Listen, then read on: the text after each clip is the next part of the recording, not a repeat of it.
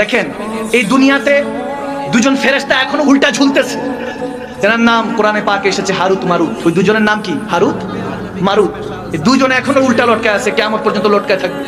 এরা বলতেছিল আল্লাহর কাছে, কোরআনে এসেছে আল্লাহর কাছে বলতেছে, আল্লাহ বনি ইনসান বড় গুনাহ করে, আমরা যদি মানুষ হতাম জীবনে গুনাহ করতাম না। আল্লাহ বলতেছে আচ্ছা ঠিক আছে যাও, তোমাকে ইনসানি সুরত দেওয়া হলো, শাকল দেওয়া হলো, যাও। তারা বলতেছে আল্লাহ দেখেন আমরা কখনো গুনাহ করবো না। বলে ঠিক আছে গুনাহ করো না, কিন্তু তিনটা জিনিস বললাম, এই তিনটার মধ্যে লিপ্ত হলে তোমাকে আর কেউ বাঁচাতে পারবে না। তিনটা জিনিসের মধ্যে লিপ্ত হলে তোমাকে আর কেউ বাঁচাতে পারবে না, তখন তওবার রাস্তা খোলা থাকবে না। তো কোরআনে পাক এরকম এসেছে, আমি খুব সংক্ষেপে বলতেছি, গভীর খেয়াল। হারুত মারুতকে যখন দুনিয়াতে পাঠানো হলো, আল্লাহ তাবারক ওয়া তাআলা তিনটা শর্ত দিল, জেনা করবা না, মানুষকে অন্যায়ভাবে হত্যা করবা না, এবং শরাব পান করবা না। এই তিনটা থেকে নিজেকে হেফাজত করবা, তাহলে তুমি হেফাজতে থাকবা। দেখেন এই জিনিসগুলি কিন্তু আমাদের জন্য মেসেজ, কোরআন থেকে মেসেজ, যাতে আমরা গুনাহ থেকে নিজেকে হেফাজত করতে পারি। এই মেসেজ তিনটা আজকে নিয়ে যান আপনাদের জন্য। আজকে তিনটা মেসেজ যায় না, বেশি কোরআন শোনার আলোচনা করলে আপনাদের মাথার মধ্যে থাকবে না। অল্প কথা বলবো, অল্পটা থাকবে, অতটুকু আমল করলে বরকত দিবে কে? আওয়াজ দেন কে? আল্লাহ। তারা আসলেন, এক নারীকে দেখলেন, আসক্ত হলেন, নাউজুবিল্লাহ। হারুত মারুত দেখেন, লোভে পাপ, পাপে মৃত্যু। আপনি যখন গুনার মধ্যে ডুবে থাকবেন, এই গুনাহ আপনাকে ধ্বংস করে দিবে। জেনার দিকে যখন লিপ্ত হলো, নারীর আসক্ত হয়ে গেল, হারুত মারুত নারীর দিকে গেল, বলতেছে আমাকে পেতে হলে শরাব পান করতে হবে। শরাব পান করার বলতেছে না, শরাব পান করবো না। এখন তাদের মধ্যে এখন কাজ করতেছে না, নিজেকে হেফাজত করতে হবে, হেফাজত করতে হবে, এরকম আসছে। সংক্ষেপে বলছে, ওই নারীর হাজবেন্ড ছিল, স্বামী ছিল, বলছে তাকে হত্যা করো, এরপর আমার সাথে খারাপ কাজ করো, নাউজুবিল্লাহ। যখন এই কথা বলতেছে, বলে না আমরা এগুলো করবো না, আল্লাহ নিষেধ করেছে। বলে ঠিক আছে কিছু করতে হবে না, জাস্ট শরাব পান করো, মদ পান করো, কিছু করতে হবে না। তখন চিন্তা করলো মদ আর কি, তখন তো আর একটা হারামের পর্যায়ে ছিল না। কিন্তু রব্বুল আলামিনের ওই উপেক্ষা, ওই যে হুকুম দিয়ে ছোটা মাথা থেকে চলে গেল, মদ পান করলো, হুশ হারালো, এরপর ওই নারীর সাথে জেনা করতে যাবে বলে আমার স্বামীকে হত্যা করো, স্বামীকে হত্যা করলো, এরপর ওই নারীর সাথে জেনা করে নাউজুবিল্লাহ গুনাহগার হয়ে গেল। নাউজুবিল্লাহ পড়ে গুনাহগার হয়ে গেল, এমন অবস্থা হলো। এরপরে যখন হুশ আসলো, দেখে হত্যাও করছে, জিনাও করছে, মদও খাইছে। এমন অবস্থা করে আল্লাহর কাছে দুই হাত তুলে কান্নাকাটি করলেন। আল্লাহ তিনাদেরকে উল্টা লটকায় রাখছে। একটা বার চিন্তা করেন, দেধারসে গুনাহ করি, গুনাহ করতে থাকি, একটা গুনাহকে ধামা চাপা দিতে আরো 10টা গুনাহ করি, একটা মিথ্যাকে ধামা চাপা দিতে আরো 20টা মিথ্যা বলি। আল কিযবু হলে আল কুফরু যুলমাতুন, মিথ্যা ধ্বংস করে, মিথ্যা দিয়ে শুরু হয়। আপনি কাউকে খুশি করার জন্য মিথ্যা বলছেন, এটাই আপনার গুনাহ দ্বারা সূচনা হলো, ঠিক না?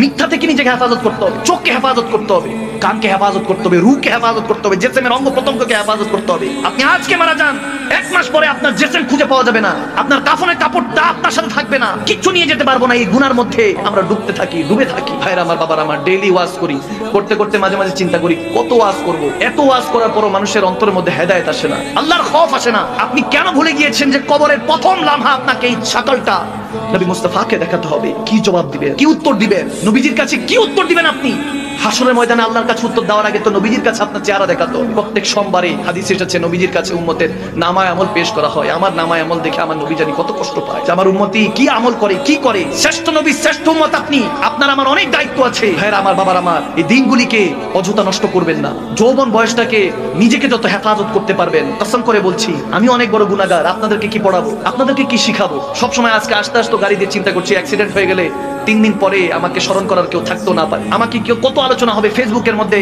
কত স্ট্যাটাস ছবি দিয়ে আপলোড করা হবে, মাদানী সাহেব নিয়ে ইন্তেকাল করেছেন, কত আমাকে নিয়ে আলোচনা হবে। এমনও হতে পারে আমার 40 খেতে আসবে, কিন্তু হাসাহাসি করতে পারে, আমার জন্য দোয়া নাও করতে পারে। কার জন্য রেখে যাবেন, কার জন্য কি করবেন, কিসের বন্ধুত্ব, কিসের ভালোবাসা?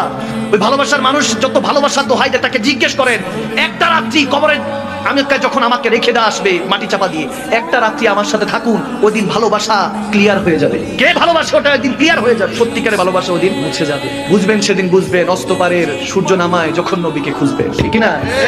বুঝবেন সেদিন, বুঝবেন। তখন আর বুঝে কোনো লাভ হবে না।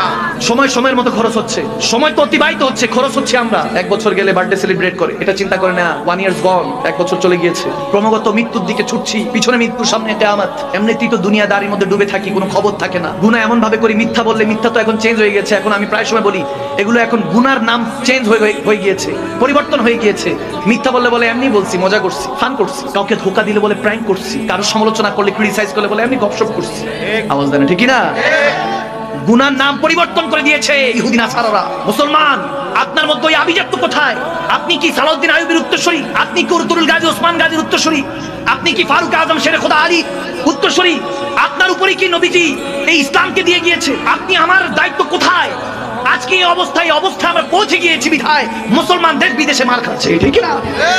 আল্লাহ তাবারক ওয়া তাআলা আমাদেরকে বলেছেন, ওয়াতাসিমু বিহাবলিল্লাহি জামিআ ওয়া লা তাফারাকু। মুসলমান এক রসুনের কোয়ার মতো থাকো, আলাদা হইও না।